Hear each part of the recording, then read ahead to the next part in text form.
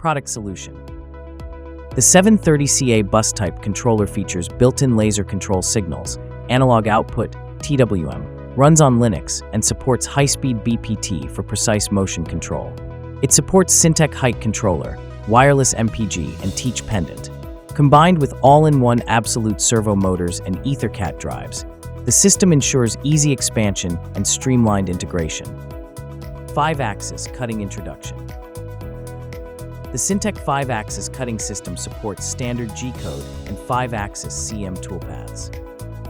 The software features quick teach-in, 3-point calibration, profile compensation, leapfrog and flying cutting, 2D mapping, and parametric drawing. It's easy for beginners, but powerful enough for advanced users.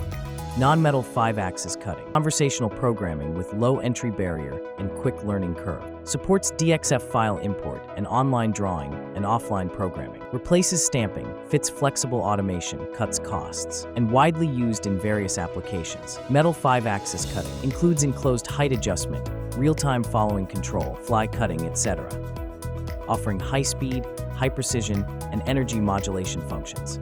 Provides extensive upper-level interface protocols for convenient secondary development, and it is widely used in different scenarios.